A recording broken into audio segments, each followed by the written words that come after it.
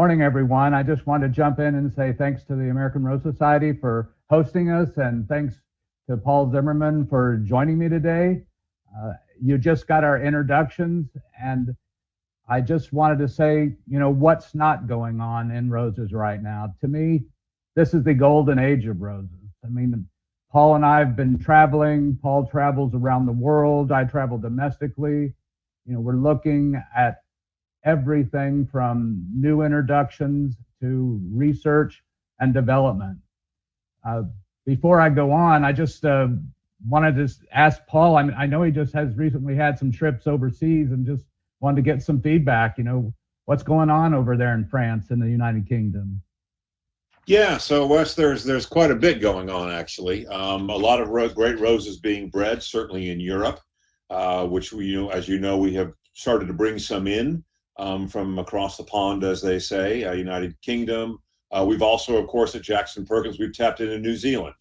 John Ford, we have some of his roses, some of Mike Athey roses. So we're continuing to explore, around the world, and that's part of our around the world collection at Jackson Perkins, of looking for new genetics, new roses, roses that you can't get in the United States because importing is impossible. So it's really, really an exciting time. And certainly, as you know, Wes, our management has challenged us to go out and find the latest and greatest genetics for Jackson Perkins.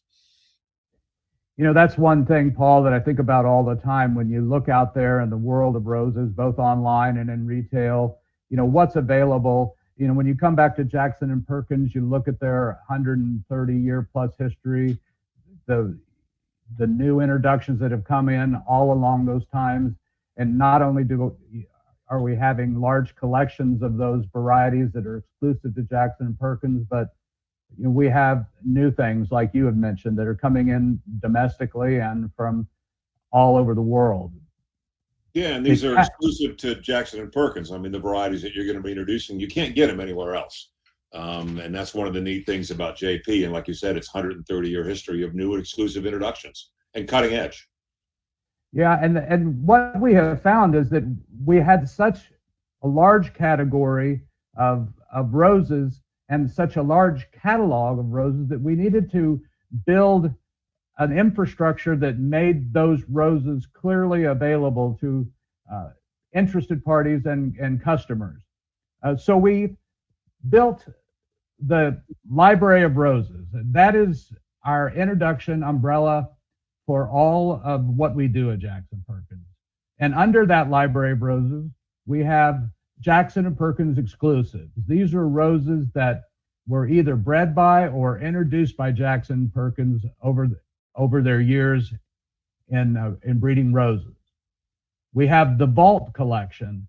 The Vault Collection came about because we had numerous varieties that had drifted away, weren't available in commerce, but we're still in demand. So what we've done is created the Vault Selection to bring in varieties every year that have been out of production, that have been introduced by Jackson and Perkins, that we have interest in commerce. And then, as Paul was mentioning, we have the third category of roses, which is roses from around the world.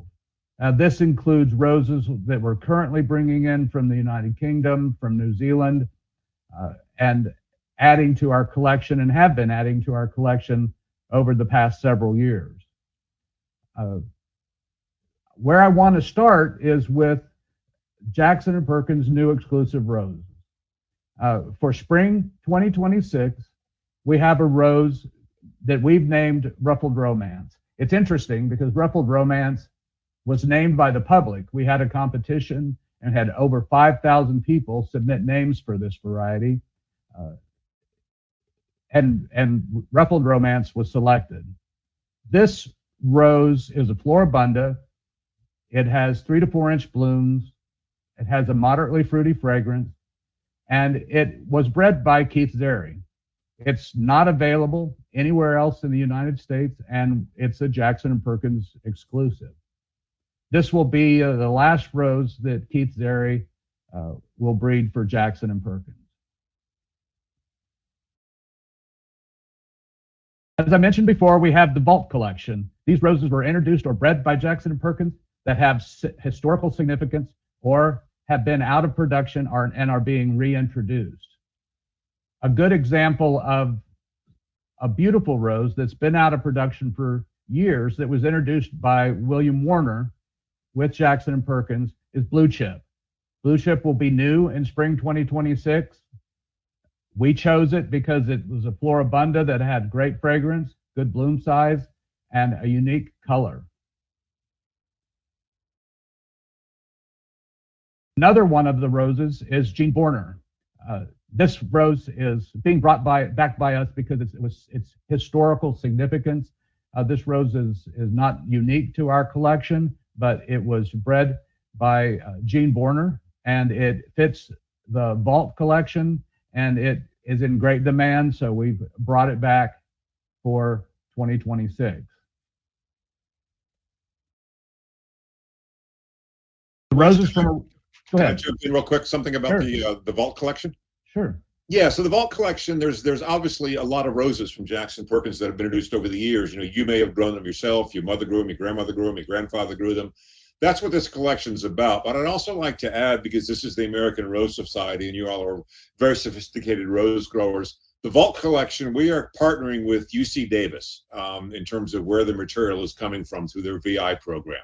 So we are very, very careful where this material comes from. So something I wanted to mention. I knew, again, American Rose Society, you're very sophisticated rose growers. That's just thing I wanted to mention. We are taking great steps in where this material comes from. And there's a lot, this is a rotating collection, new introductions every year. It's so exciting to go back to this history of Jackson Perkins and find these roses.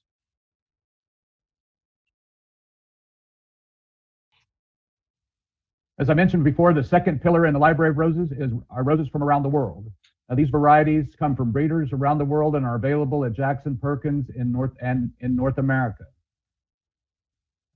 This particular variety comes from New Zealand. It's from the John Ford family of roses. It was bred by Nola Simpson, and it's a floribunda. We added it to the collection because of its attracts pollinators. It has excellent disease resistance, and it's a perfect size bush for the garden.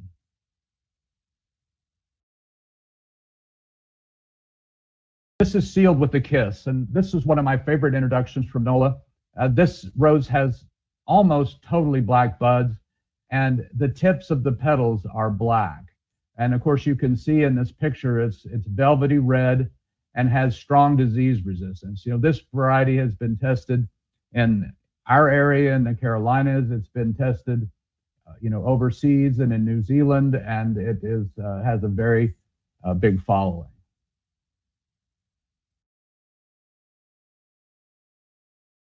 Another group of roses that we're real excited to be adding are our cold hardy selection. The reason we felt this was important is because traditionally cold hardy roses were roses that bloomed once or were heavily thorned or excessively bushy, species roses. But the exciting thing about this collection is we're adding on a yearly basis roses that have traditional form, that are extremely cold hardy, anywhere from zone 4, 3, and even to zone 2. This year's introduction, or one of the introductions, is AC Navy Lady. It's a shrub rose, and it's hardy to zone 3. Again, that doesn't mean it won't do well in zone 7 and 6, but again, it's traditional floribunda form, cold hardy, excellent disease resistance, and a beautiful color, and again, almost black buds.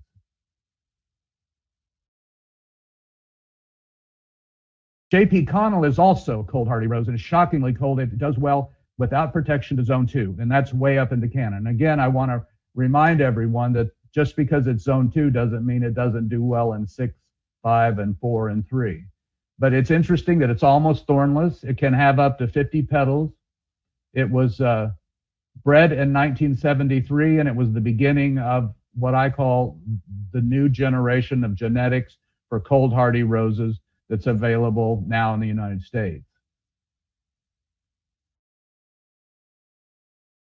For spring 26, we have what we've just shown you, but I wanted to give you some previews of things to come. In addition to the Library of Roses, we are starting to build collections of old garden roses. And I'm going to let Paul talk about some of the interests and some of the focus of the old garden collection. Yeah, the old garden collection, Jackson Perkins for years, I remember getting the catalogs, 20 years ago, had old garden roses. I think most of us have been in roses for a while. Wayside Gardens, which is also under the JPPA brand, can remember that cover photo of the wonderful bourbon climbing rose, Zephyrine Juhan, which meant that for the next 10 years you couldn't find that rose anywhere. But it's a nice collection of old garden roses. Some are rare, some are not so rare. Madame Alpha Carrere, Autumn Damask, Monsieur Tillier, Grusenachen, just really looking to try to bring in some older roses back into this forefront, because those of you who know me personally know that that is really, one of my passions, are the old garden roses. So we're real excited about bringing some of those back into the Jackson Perkins catalog as well.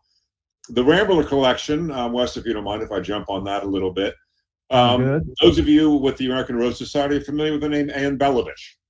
Ann was outside of Seattle, Washington, amassed probably the greatest collection of ramblers in the world, maybe outside of Zangerhausen, and just an incredible collection. And as Ann sadly passed away a few years ago at a great age, she's a wonderful, wonderful woman. And her collection of ramblers, people began to wonder what's going to happen to them. Well, the American Rose Society stepped up. Claude Graves, in particular, was instrumental in that. And a lot of the ramblers are duplicated at Shreveport.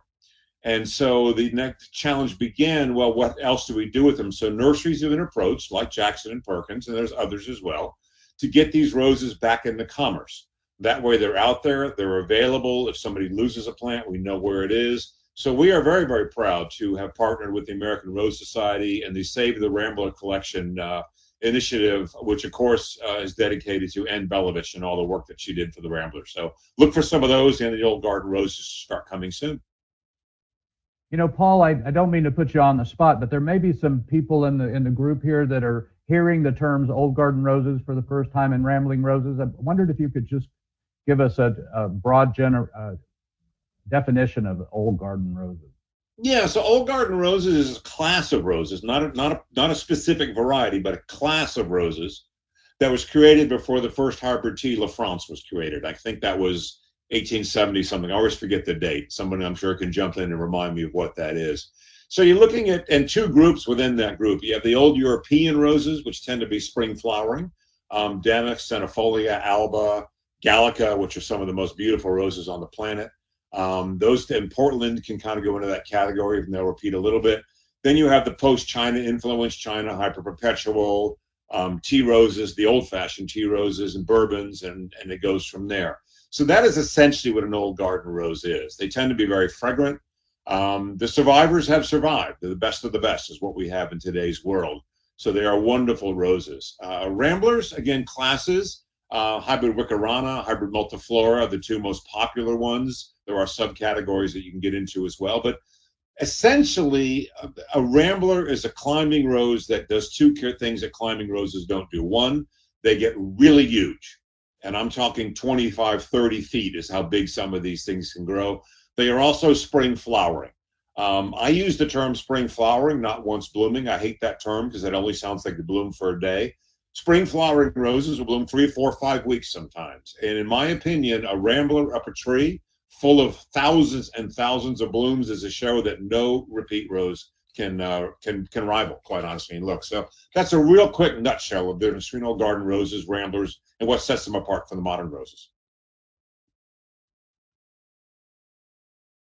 Thanks so much. I really appreciate it. I did also want to talk and have a discussion in general with Paul going forward here in the last slide about our rose research and development programs.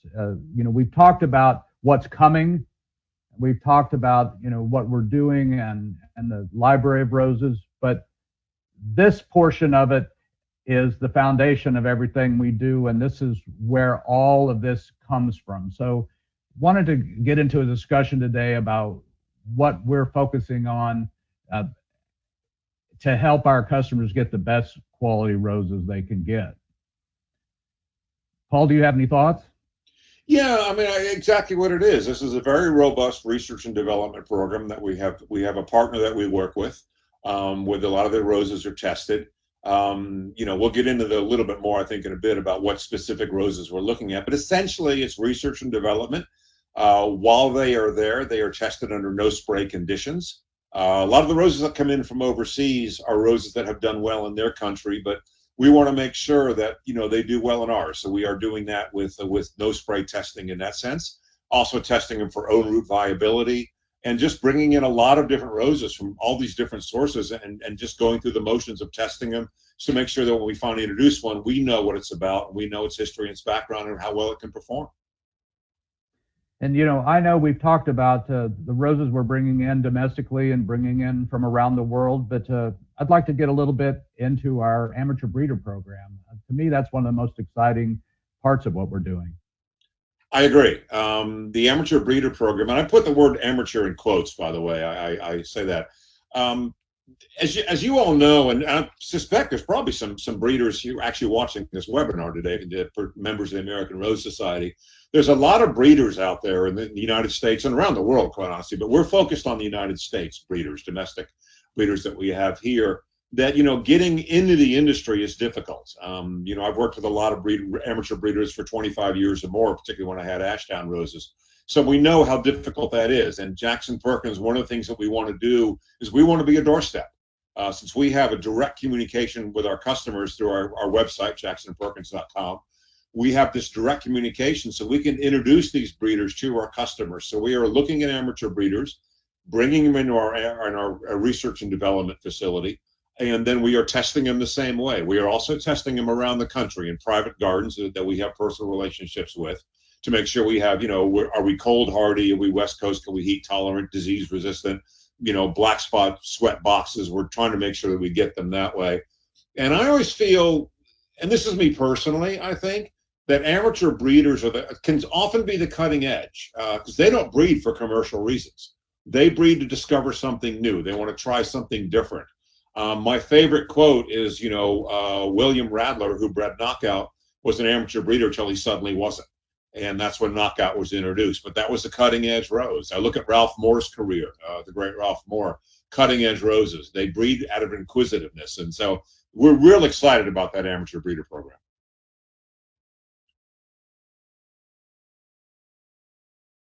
Well, it looks like we've come up here on about a half an hour. Just wondered if you had anything else you wanted to do with or sum up with, Paul? I think, I think going back to what you said, Wes, before we start taking questions, it's an exciting age for roses.